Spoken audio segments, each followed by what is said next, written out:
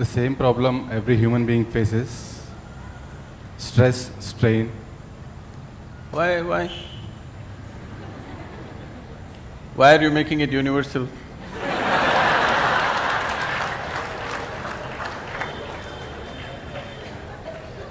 You are assuming that. Okay, you are stressed and strained and what?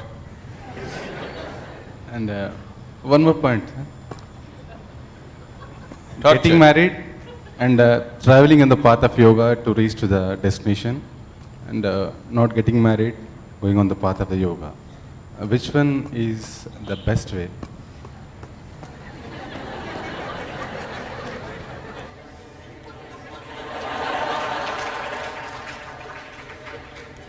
So he has named his wife and children as stress, strain, torture.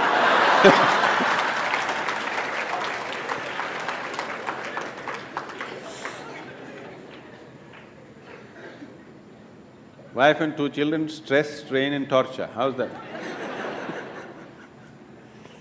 I don't want you to travel in the path of yoga. Whatever goddamn path you're traveling on, take yoga with you.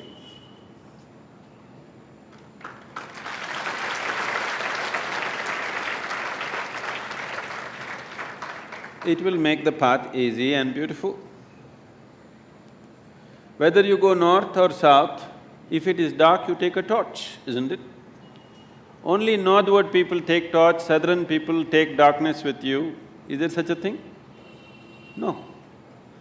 So, you getting married is because of your needs. You were not born with your wife, were you? You were born like this, a complete human being. Because you have certain needs, physical, psychological, emotional, maybe financial, social, that also is there, right? So, various needs. Marriage is generally supposed to be a package which deals with all these needs. Physical needs, psychological needs, emotional needs, social needs, sometimes financial needs also. So it is a comprehensive package that if you get married, all these problems are solved in one shot. Sometimes they may refuse to fulfill some of your needs. So you get stressed, strained and tortured. I want you to understand, you married for your well-being, not as some sacrifice for somebody's sake. You married for your needs and your well-being, isn't it? You better remember that all your life. You married and tied up the other person with you because you have needs. You did not do it for the other person's sake.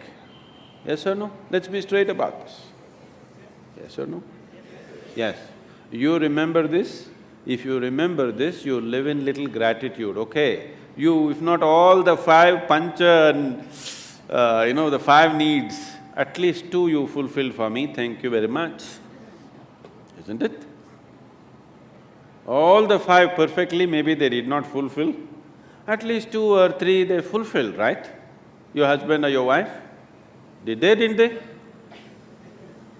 If they did not fulfill anything, I don't think you would be there by now. Yes or no? If they did not fulfill any of your needs, I do not think you would still be there. They are fulfilling some needs, a few things maybe they are not able to fulfill. So are you. You are also not able to fulfill every one of the needs of the other person. Some you're fulfilling, some you're not, isn't it so? So, why did this become stress, strain and torture?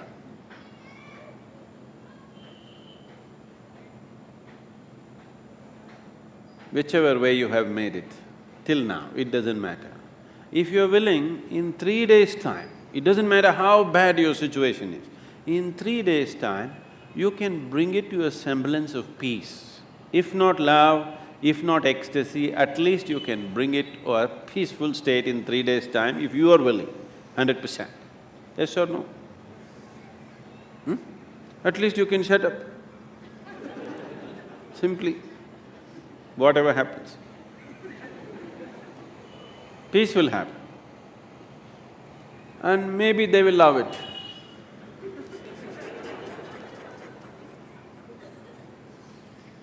So, don't walk the path of yoga, whatever the path, you must carry yoga with you.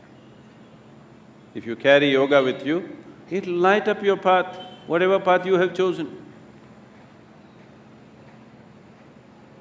You have chosen your path out of your needs. You already done it, so that's up to you. Those who have not done it, I would like you to choose your path not out of your compulsive needs, but of your conscious needs. So, when that stage in your life comes, it is time to consciously look at your life and see, will today's needs mean something to you after 5 years or 10 years?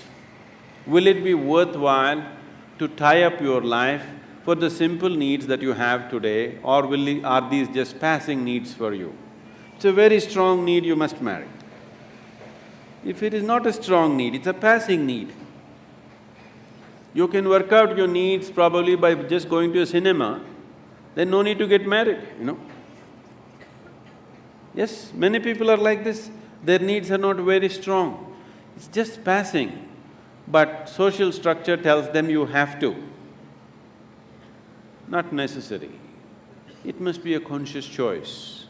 Whichever way you go, it must be your conscious choice, not compulsive choices. Because if you choose compulsively, you will always take it out on the people around you. Because you feel like a slave and you don't like it, so you take it out on them and they will take it out on you. So, it is not about what you're doing, it is about how you do it. What you're doing is according to our requirements, but how you do it will determine the nature of your life. Is it an advantage to walk single rather than walk with people? Yes, if you want to walk rapidly. In Africa there is a saying, they say, if you want to walk quick, walk alone. If you want to walk long, walk in company. If you're making a long distance journey, it's better to have company. If you are walking a short distance and very quick you want to walk, it's best to go alone, isn't it? Gautama said another thing. When somebody asked him the same question, he said, "It is better to walk alone than to walk with a fool." Because by looking at you, he is very clear, who else will marry you?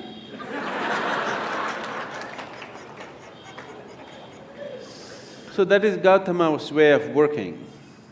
So he said, he's always discouraging people to take company. He said, this life is a brief walk, why do you need company?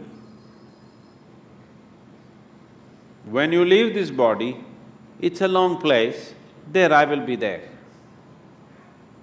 This is the offer. But you think life is long.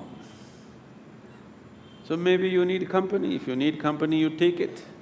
But how you conduct this company is very important. If you want to conduct this sensibly, one of the most important things that you need to do, particularly with your children, you must do this, is your psychological and your emotional framework should be around the basic fact of life. The basic fact of life is that you're mortal.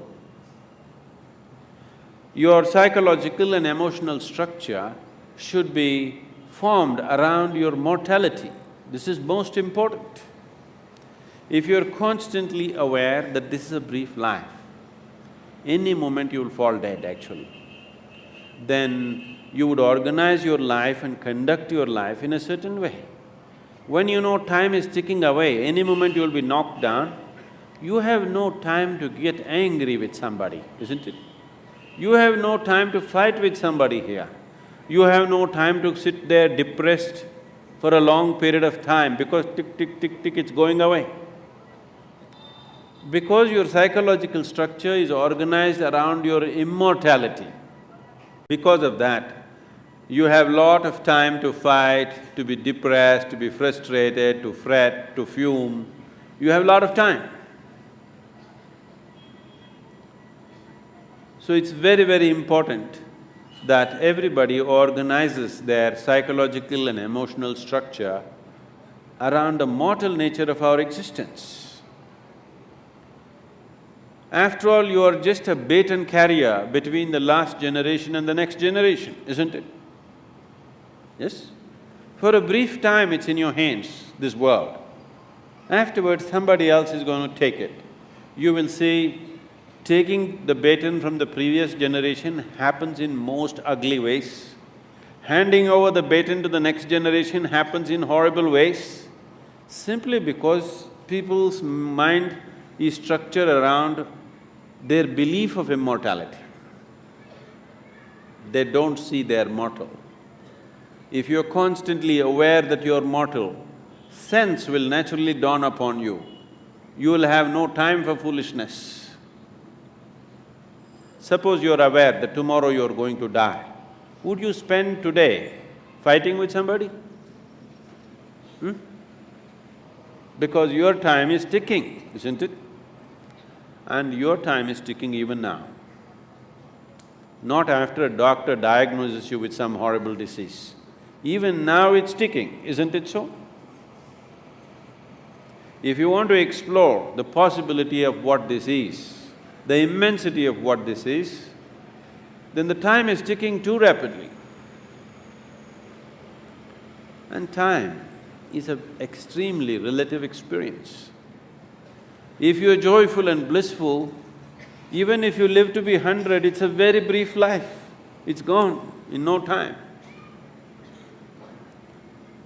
So, in this brief life, where do you get time for stress, strain and torture?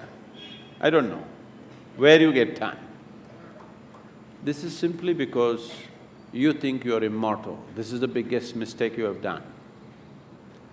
It is just a brief journey. You must conduct it as gracefully, as blissfully as possible.